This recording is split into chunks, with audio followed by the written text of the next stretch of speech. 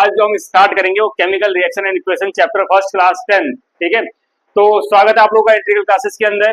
तो copy pen ले लो और आ जाओ इधर। ठीक है, देखो केमिकल रिएक्शन इक्वेशन पहली बार आप लोग केमिस्ट्री से रूबरू हो रहे हो। 9th तक तो कुछ पढ़ा ही नहीं रिएक्शंस के बारे में, तो अब जानोगे आप। ठीक,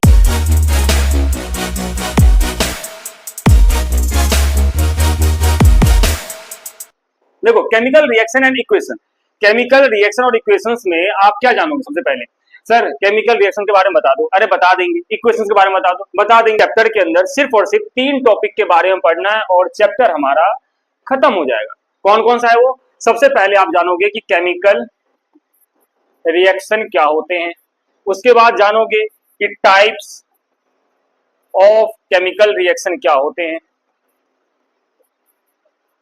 और लास्ट में आप जानोगे बैलेंसिंग क्या होता है। ठीक है ना, कि केमिकल इक्वेशंस को आप बैलेंस कैसे करोगे। ठीक है, ये 3 टॉपिक रहेंगे, चैप्टर हमारा खत्म हो जाएगा। इसके बाद कुछ एनसीईआरटी के क्वेश्चंस जो बहुत इंपॉर्टेंट होते हैं और इससे रिलेटेड क्वेश्चन जो हमारे पास एग्जाम में आने के चांसेस बहुत ज्यादा होते हैं। सुन रहे हो ना? तो ध्यान से इधर आ जाओ और एक एक करके हम इनके बारे में समझते हैं। तो बेटा आज जो हमारा टॉपिक रहेगा, जो आज की क्लास में हम कवर करेंगे, वो केमिकल रिएक्शन के बारे में जानेंगे, टाइप्स ऑफ रिएक्शन के बारे में जानेंगे और एक रिएक्शन उसमें से हम डिस्कस करेंगे। ठीक है, प्रॉपर एग्जांपल के साथ। तो शुरू करें, चलो जी। सबसे पहले chemical reaction. Sir chemical reaction क्या होता है? कुछ नहीं होता बेटा। देखो आपके पास 2 हाथ हैं, एक हाथ को क्या बोलोगे आप? लेफ्ट हैंड साइड, एक एरो, दूसरा हमारे पास राइट हैंड साइड। ठीक है, अब लेफ्ट हैंड साइड में क्या रखोगे? लेफ्ट हैंड साइड में सर रिएक्टेंट को रखेंगे। सर ये रिएक्टेंट क्या होता है? अरे जो आपस में रिएक्ट करता है, जो आपस में रिएक्ट करे उसको क्या बोलेंगे? रिएक्टेंट। और रिएक्शन से जो हमारे पास प्रोडक्ट्स निकलेगा वो प्रोडक्ट वो आप आरएचएस में रखोगे। ठीक है, तो ये आया हमारे पास। ठीक है, तो जो हमारे पास एलएचएस में रहेगा बेटा वो रिएक्टेंट, जो आरएचएस में रहेगा वो हमारे पास प्रोडक्ट। क्लियर? और ये जो एरो है हमारे पास, एरो क्या बताएगा? एरो बताएगा direction, direction of reaction.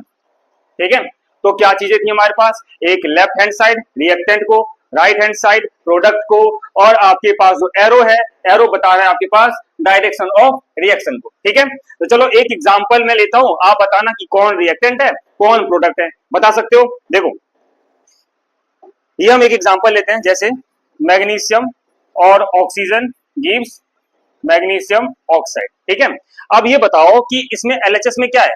LHS में हमारे पास ये दोनों है, ये एलएचएस में, इसको क्या बोलोगे आप? रिएक्टेंट्स बोलोगे।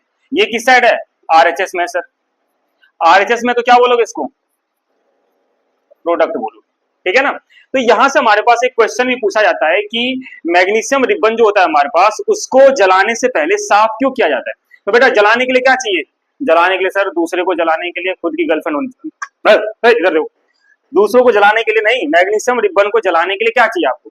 मैग्नीशियम रिबन को जलाने के लिए ऑक्सीजन चाहिए। ऑक्सीजन के साथ पहले से दोस्ती करके बैठा हुआ है। ठीक है, तो इसकी दोस्ती पहले आप दरार, किसी का ब्रेकअप कराओगे तभी तो अपना पैचअप होगा। ठीक है, तो पहले इस मैग्नीशियम को ऑक्सीजन के साथ हटा दो। ठीक है, कैसे हटाओगे? सर फूट डालेंगे, फूट नहीं डालेंगे तो रैग मार्क लेंगे, घिस देंगे। घिसने से क्या होगा? मैग्नीशियम हमारे पास ऑक्सीजन से अलग हो जाएगा, बन जाएगा मैग्नीशियम। अब बेचारा जब मैग्नीशियम अलग हो गया, फिर इसको क्या करो? ऑक्सीजन के साथ जला दो।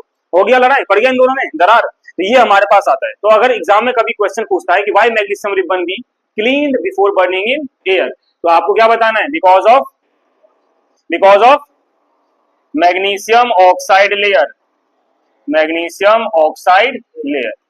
ठीक है जी, चलो चलो आगे चले फिर। तो ये था हमारे पास केमिकल रिएक्शन के बारे में। ये एलएचएस आरएचएस, एलएचएस में रिएक्टेंट, आरएचएस में प्रोडक्ट। रिएक्टेंट आप इन दोनों को बोलोगे जो एरो से पीछे होंगे, एरो के बाद वाले को प्रोडक्ट बोलोगे। एरो बताएगा कि रिएक्शन इस साइड से इस साइड की तरफ हमारे पास हो रही है। ठीक है जी, चलो जी आगे चलते हैं। हाँ अब देखो, अब आ गया हमारे पास types of chemical reaction. Sir ये टाइप्स कितने टाइप के होते हैं? तो बताता हूं मैं आपको। देखो हमारे पास देयर आर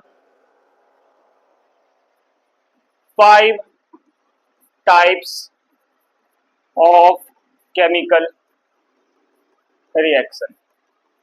कितने टाइप के हो गए? 5 टाइप के। कौन कौन सा बोलो बोलो? पहला कॉम्बिनेशन रिएक्शन, कॉम्बिनेशन रिएक्शन, दूसरा डीकॉम्पोजिशन रिएक्शन,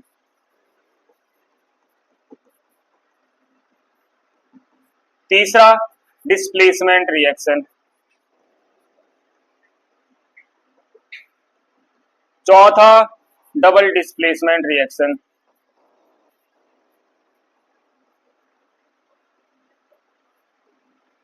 और लास्ट जो हमारे पास बचता है बच्चों उसको बोलते हैं हम रेडॉक्स रिएक्शन। कोई अगर आपको बोल रहा है कि इससे ज्यादा भी होते हैं तो वो आपको क्या कर रहा है, गुमराह, क्या कर रहा है, गुमराह कर रहा है, ठीक है। रेडॉक्स रिएक्शन, बाकी जो भी रिएक्शन आपने अगर वगैरह एंडोथर्मिक एक्सोथर्मिक के नाम सुने हुए होंगे वो बेटा इन्हीं से पैदा होते हैं। कैसे होते हैं जब हम पढ़ेंगे तो डिस्कस करेंगे इसके बारे में, इतना नोट कर लो, नोट कर लो, फिर आगे चलते हैं जी। तो ये टाइप्स हमारे पास है। आज की क्लास के अंदर सिर्फ और सिर्फ हमारा फोकस रहेगा कॉम्बिनेशन रिएक्शन पे। इसके 4-5 एग्जांपल हैं जो एनसीईआरटी के अंदर है, उसमें से 2 बहुत इंपॉर्टेंट है, उसके बारे में डिस्कस करेंगे और हमारा आज का लेक्चर क्लोज हो जाएगा, ठीक है। चले आगे, चलो जी। हाँ, ये हमारे पास है कॉम्बिनेशन रिएक्शन। नाम से पता चल रहा है सर, नाम से पता चल रहा है, क्या पता चल रहा है नाम से, कि कोई भी चीज कंबाइन होगी, जैसे ए आपस में बी के साथ रिएक्ट करा और क्या बन गया, ए बी, ए बी के साथ, और ये दोनों सी के साथ रिएक्ट करेंगे, क्या बन जाएगा, ए बी सी। तो जब भी कोई भी चीज कंबाइन करती है तो उसको क्या बोलेंगे हम, कॉम्बिनेशन रिएक्शन। तो यहाँ पे डेफिनेशन लिखना होगा, तो क्या लिखोगे, व्हेन, कलर बदल दे, क्या बदल देते हैं, क्या दिक्कत है इसमें, व्हेन 2 और मोर रिएक्टेंट्स, अब तो समझ में आ रहा होगा रिएक्टेंट्स क्या है, react each other to form a single product, ठीक है ना। उसको क्या बोलोगे आप, उसको बोलोगे कॉम्बिनेशन रिएक्शन, ठीक है। जब 2 या 2 से ज्यादा रिएक्टेंट आपस में रिएक्ट कर कर एक सिंगल प्रोडक्ट की फॉर्मेशन करेंगे उसको बोलोगे आप कॉम्बिनेशन रिएक्शन, ठीक है। अब इसके कुछ एग्जांपल्स हैं, उसके बारे में डिस्कस करते हैं। चलो आगे, तो एग्जांपल फर्स्ट आता है हमारे पास, formation of water, formation of water, पानी का बनना, ठीक है। कैसे बनाओगे, H2O2 gives H2O, ठीक है। अगर बैलेंस करने का कभी होता है तो क्या करते हैं, यहाँ पे हमारे पास वैसे अभी टॉपिक नहीं है, परेशान मत होना बैलेंसिंग का, मैं बस लिख रहा हूँ जनरली, एक बार यहाँ पे 2 लिख देंगे, एक बार यहाँ पे 2 लिख देंगे, हमारे पास बैलेंस हो जाएगा। क्यों, 4 हाइड्रोजन इधर, 2 जा 4 हाइड्रोजन इधर, 2 ऑक्सीजन इधर, और ये 2 सबके लिए होता है, तो 2 ऑक्सीजन इधर। कैसे हुआ नहीं हुआ वो हमारी अगली टॉपिक है, ठीक है ना, तो उसके बारे में हम आगे डिस्कस करेंगे, अभी परेशान मत होना। इसका नाम क्या होगा, हाइड्रोजन, इसका नाम ऑक्सीजन, इसका नाम क्या होगा, इसका नाम होता है हाइड्रो ऑक्साइड, हाइड्रो ऑक्साइड, ठीक है। आगे चलते हैं जी, example 2, burning of coal, burning of coal, कोयले का जलना, ठीक है। कार्बन प्लस ऑक्सीजन, जब भी जलाओगे तो क्या चाहिए, oxygen, carbon plus oxygen gives CO2, और जब भी आप कोई भी चीज को जलाते हो तो साथ में क्या निकलती है, हीट, हीट रिलीज होगी, ठीक है ना। परेशान मत हो, 2 प्रोडक्ट नहीं निकला, अभी भी सिंगल ही प्रोडक्ट निकला है, वो है कार्बन डाइऑक्साइड। ये हीट का हमारे पास कोई भी यूज नहीं होता है, तो ये आया, इसका नाम तो लिख सकते हो, carbon, oxygen, carbon dioxide. Example 3 हमारे पास आता है बर्निंग ऑफ, एक काम करते हैं इसका कलर चेंज कर देते हैं, अगले पेज पे चलते हैं। Example 3, burning of natural gas, burning of natural gas. अब ये नेचुरल गैस क्या होता है सर, कुछ नहीं होता, मीथेन होता है, ठीक है। अब कहोगे सर ये कहां से आ गया, अरे चैप्टर 4 में है, डिटेल में बताऊंगा, ठीक है। अभी नाम बस समझ लो, CH4 को क्या बोलेंगे हम, मीथेन, और यही हमारे पास क्या होता है, नेचुरल गैस होता है। जलाने के लिए क्या चाहिए, ऑक्सीजन, बुझाने के लिए क्या चाहिए होता है, कार्बन डाइऑक्साइड, ठीक है। तो CH4 O2 के साथ रिएक्ट करा, क्या दे देगा, CO2 plus H2O plus heat. Sir ये तो धोखा दे दिया आपने, क्या सर, आपने तो बोला था एक ही प्रोडक्ट निकलेगा, यहाँ पे 3 निकल रहा है, 3 नहीं निकल रहा बेटा, इसमें हमारे पास ये और ये कोई यूजेबल नहीं है। कार्बन डाइऑक्साइड को तो जो हमारे पास प्लांट है वो रेस्पिरेशन में यूज कर सकते हैं, ये हमारे पास कोई यूजेबल नहीं है। कब निकलता है? अगर आप लोग कभी गांव वगैरह जाना तो गीली लकड़ी को जला के देखना, तो उसके सरफेस से जो पानी हमारे पास इवेपोरेट होगा वो ये वाटर है, ठीक है ना। तो इस वजह से हमारे पास इसका कोई यूज नहीं होता, कार्बन डाइऑक्साइड का यूज होगा और ये हमारे पास मेन प्रोडक्ट होता है। एग्जाम्पल 4 बहुत इंपॉर्टेंट, एग्जाम्पल 4 बहुत इंपॉर्टेंट। कैसे इंपॉर्टेंट है, इसके एक्स वाई जेड करके क्वेश्चन आते हैं एग्जाम के अंदर। एग्जाम्पल 4 देखो, मैंने एक बीकर ले लिया, एक बीकर ले लिया मैंने, इस बीकर के अंदर मैंने पानी भर दिया, इस बीकर के अंदर पूरा का पूरा पानी भरा हुआ है। अब पानी के अंदर मैंने क्या डाल दिया, क्या डाला है, ये मेरे पास एक कैल्शियम ऑक्साइड के कुछ पीसेस थे, CaO, ठीक है ना, CaO, ये हमारे पास कैल्शियम ऑक्साइड के पीसेस हैं।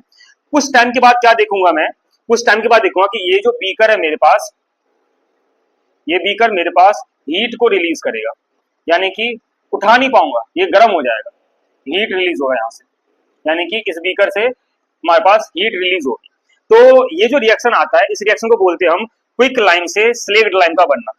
क्या बोलते हैं हम इसको, क्विक लाइम से, क्विक लाइम से स्लेक्ड लाइम का बनना, ठीक है जी।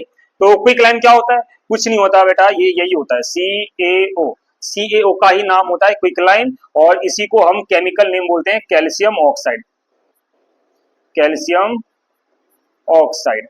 कैल्शियम ऑक्साइड को आपने किसके अंदर रिएक्ट कराया, पानी के साथ, क्या दे दिया, CaOH2, और साथ के साथ क्या निकल रहा है, हीट निकल रहा है, हीट रिलीज हो रहा है हमारे पास, ठीक है।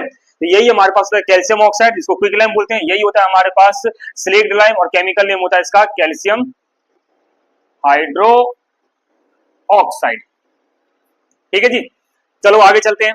लास्ट रिएक्शन हमारे पास जो कॉम्बिनेशन का बनता है वो होता है रेस्पिरेशन रिएक्शन। एग्जाम्पल 5, 5 या 6, एग्जाम्पल 5, एग्जाम्पल 5, ये हमारे पास आता है रेस्पिरेशन रिएक्शन।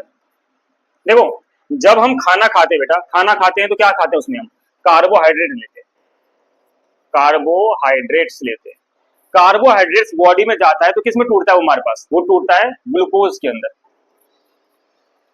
और ये जो ग्लूकोज होता है हमारे पास, ये रिएक्ट करता है जब हम सांस लेते हैं तो ऑक्सीजन के साथ, और बॉडी को क्या प्रोवाइड कराता है, एनर्जी प्रोवाइड कराता है। आपने देखा होगा कि जैसा भी गर्मी का टाइम चल रहा है तो 2-3 बच्चे स्कूल के लिए निकलते हैं बाहर, तो सूरज दादा पाइप लाके सारी एनर्जी खींच लेते हैं। उसमें से एक जो दोस्त होता है वो क्या करता है, वो होशियार होता है, वो सीधा बॉटल फेंकता है कोई, और पी के एनर्जी आ जाती है, तो वो क्या फेंकता है, ग्लूकोज फेंकता है, ठीक है ना।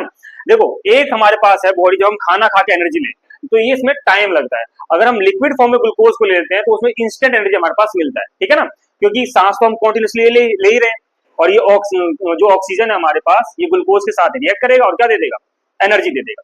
तो इसका रिएक्शन क्या होता है, देखो, C6H12O6, ये फॉर्मूला होता है हमारे पास ग्लूकोज का। फिर ऑक्सीजन के साथ रिएक्ट करा, क्या दे देगा, CO2H2O, और एनर्जी दे देगा, ठीक है। और फिर कहोगे सर यहाँ पे 3 प्रोडक्ट निकल रहे हैं, बेटा हमारे बॉडी के अंदर क्या कार्बन डाइऑक्साइड का कोई यूज होता है, नहीं होता, वाटर का कोई यूज होता है, नहीं होता, क्या यूज करते हैं हम, एनर्जी। तो यहाँ पे जो मेन प्रोडक्ट होता है हमारे पास वो एनर्जी ही होता है, ठीक है। तो ये 5 एग्जांपल थे आपके पास कॉम्बिनेशन रिएक्शन के, ठीक है। अब देखो, इससे आपके पास कोई चीज रिलीज हो रही है, जैसे आपने क्या देखा है कि जब बर्न करा आपने कार्बन को तो हीट रिलीज हुई, जब आपने नेचुरल गैस को जलाया था तब भी हीट रिलीज हुई थी, जब आपने क्विक लाइम से स्लेक्ड लाइम को बनाया तभी भी हीट रिलीज हुई, और ये जो हमारे पास रेस्पिरेशन रिएक्शन है, इसमें भी क्या हो रहा है, एनर्जी रिलीज हो रही है। एनर्जी भी क्या है, एक फॉर्म की हमारे पास हीट होती है, ठीक है। तो जब जिस रिएक्शन में हमारे पास कोई भी चीज रिलीज होती है उसको बोलते हैं हम एक्सोथर्मिक रिएक्शन, एक्सोथर्मिक रिएक्शन। क्या होता है ये, व्हेन हीट और energy is released, when heat or energy is released during the formation